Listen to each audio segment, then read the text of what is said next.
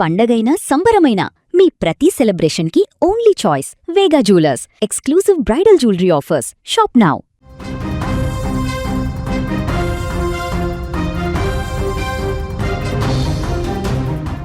విశాఖపట్నం పారిశ్రామిక చరిత్రలో ఒక చీకటి రోజుగా మారింది నిన్న సోమవారం. స్టీల్ ప్లాంట్లోని స్టీల్ మెటల్ షాప్ 1లో జరిగినటువంటి ఒక ఘోర ప్రమాదం 8 మంది ప్రాణాలను బలి తీసుకుంది. సాయంత్రం వేళ అకస్మాత్తుగా జరిగినటువంటి ఈ ఘటన ప్లాంట్ కార్మికులను, వారి కుటుంబాలను తీవ్ర శోకసంద్రంలో ముంచెత్తింది. SMS 1లో లాడిల్ ఒక్కసారిగా భారీ శబ్దంతో పేలిపోయింది. దాదాపు 1540 డిగ్రీల సెల్సియస్ వేడితో ఉన్న 150 టన్నుల హాట్ మెటల్ కార్మికులపై పడ్డంతో వారు అక్కడికక్కడే సజీవ దహనమయ్యారు. మంటలు ఎగిసిపడ్డంతో ఆ ప్రాంతం నరకాన్ని తలపించింది. CISF ఫైర్ సిబ్బంది 4 గంటల పాటు శ్రమించి మంటలను అదుపులోకి తెచ్చారు. మరో 6 కార్మికులు తీవ్ర గాయాలతో ఆసుపత్రిలో మృత్యువుతో పోరాడుతున్నారు. ఈ విషాద ఘటనపై దేశవ్యాప్తంగా దిగ్భ్రాంతి వ్యక్తమవుతోంది. రాష్ట్రపతి ద్రౌపది ముర్ము, ప్రధానమంత్రి నరేంద్ర మోదీ తన సంతాపాన్ని ప్రకటించారు. ప్రధాని జాతీయ సహాయ నిధి నుంచి మృతుల కుటుంబాలకు 2 లక్షలు, గాయపడిన వారికి 50,000 చొప్పున పరిహారం ప్రకటించారు. ముఖ్యమంత్రి చంద్రబాబు నాయుడు ఈ ప్రమాదంపైన తీవ్ర ఆవేదన వ్యక్తం చేశారు. డిప్యూటీ సీఎం పవన్ కళ్యాణ్ వెంటనే అధికారులతో మాట్లాడి సహాయక చర్యను పర్యవేక్షించారు. ఆయన నేరుగా విశాఖకు చేరుకొని బాధిత కుటుంబాలను కూడా పరామర్శించనున్నారు. ఇక కేంద్ర భారీ పరిశ్రమలు, ఉక్కు శాఖ మంత్రి HD కుమారస్వామి అర్ధరాత్రి వేళ ఘటనా స్థలానికి చేరుకున్నారు. కేంద్ర మంత్రి రామ్మోహన్ నాయుడు, రాష్ట్ర హోంమంత్రి అనితతో కలిసి ఆయన పరిస్థితిని సమీక్షించారు. ఘటనపై సమగ్ర విచారణకు ఆదేశించారు. ఈ నేపథ్యంలో RINL యాజమాన్యం కీలక నిర్ణయాలు తీసుకుంది. మృతుల కుటుంబాలలో ఒక్కొక్కరికి ఉద్యోగం, 25 లక్షల పరిహారం అందజేస్తామని ప్రకటించింది. తీవ్రంగా గాయపడిన వారికి 10 లక్షల పరిహారం, పూర్తి వైద్య ఖర్చులు సంస్థే భరిస్తుందని తెలిపారు. అలాగే వారి పిల్లల చదువు బాధ్యతను స్టీల్ ప్లాంట్ చూసుకుంటుందని స్పష్టం చేసింది. ప్రమాద బాధితుల వివరాల కోసం జిల్లా కలెక్టరేట్లో ప్రత్యేక కంట్రోల్ రూమ్ ఏర్పాటు చేశారు. అదేవిధంగా కొన్ని నెంబర్స్ను కూడా మెన్షన్ చేశారు. 089125900100 ఈ నెంబర్లకు కాల్ చేసి సమాచారం తెలుసుకోవచ్చు అంటూ కూడా వివరించారు.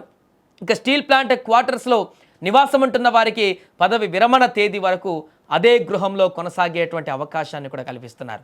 బయట ఉన్న వారికి అర్హతను బట్టి క్వార్టర్లు కేటాయిస్తారు. ప్రమాదం జరిగిన తీరు పట్ల నిపుణులు ఆరా తీస్తున్నారు.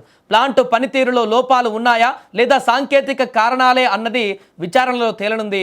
ఒక్కసారిగా జరిగిన ఈ ప్రమాదం విశాఖ పారిశ్రామిక వర్గాలను కలవరపెడుతుంది. కార్మికుల భద్రత విషయంలో నిర్లక్ష్యం పైన ఆందోళనలు ఇప్పుడు వ్యక్తమవుతున్నాయి. ప్రభుత్వం, యాజమాన్యం కలిసి బాధితులకు అండగా ఉంటామని భరోసా ఇస్తున్నారు. క్షతగాత్రులు త్వరగా కోలుకోవాలని యావత్ రాష్ట్రం కూడా కోరుకుంటుంది. ఏదేమైనా కూడా ఊహించని ఈ ప్రమాదం విశాఖ స్టీల్ ప్లాంట్లో ఒక్కసారిగా భీతావహ వాతావరణాన్ని క్రియేట్ చేసింది. నిన్న రాత్రి సాయంత్రం జరిగినటువంటి ఈ పెను ప్రమాద తాలూకు దృశ్యాలు ఒక్కొక్కటిగా బయటకు వస్తున్నాయి.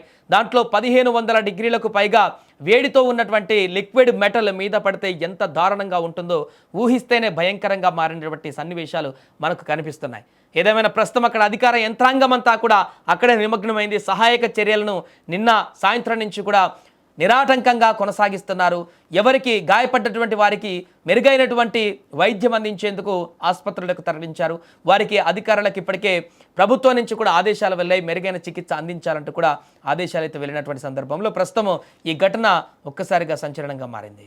చనిపోయిన కుటుంబాలు ఉన్నాయో వారి యొక్క బాధ వర్ణనాతీతం అనేటువంటి విషయాన్ని కూడా మనందరూ కూడా గ్రహించాలి. వారి కుటుంబాలకు అన్నిటికీ కూడా అందరికీ కూడా ఒక భరోసా ఇచ్చేటువంటి విషయంలో వారి కుటుంబం భవిష్యత్తు సంబంధించినటువంటి విషయాల్లో తప్పనిసరిగా యాజమాన్యం బాధ్యత తీసుకుంటుంది అనేటువంటి విషయాన్ని కూడా ఈ సందర్భంగా చెప్తున్నాను. దాదాపు దీన్ని నడిపించడం అసాధ్యం అనుకున్నటువంటి సమయంలో నరేంద్ర మోడీ గారి నాయకత్వంలో ఉన్నటువంటి ప్రభుత్వం,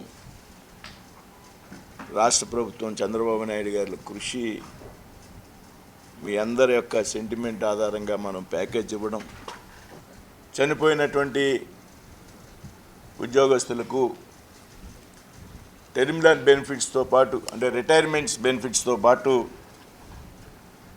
25 లక్షల రూపాయలు ఎక్స్గ్రేషియా అదనంగా ఇవ్వడం, అదేవిధంగా వారి కుటుంబంలో ఒకరికి RINLలో ఉద్యోగం ఇవ్వడం, అదేవిధంగా వారి బిడ్డల భవిష్యత్తు చదువుకు సంబంధించి ఎంతమంది పిల్లలు ఉన్నా కానీ వారి చదువు విషయంలో బాధ్యత తీసుకోవడం, వారికి గృహ వసతి కల్పించడం. ఏదైతే క్వార్టర్స్లో ఉన్నటువంటి వ్యక్తులు ఉన్నారో వారు క్వార్టర్స్లో కంటిన్యూ అయ్యే విధంగా, క్వార్టర్స్లో లేని కుటుంబాలు కూడా క్వార్టర్స్లో అవకాశం వసతి కల్పించడం ద్వారా వారి కుటుంబం యొక్క యోగక్షేమాల విషయంలో యాజమాన్యం పూర్తి బాధ్యత తీసుకుంటుందనేటువంటి విషయాన్ని కూడా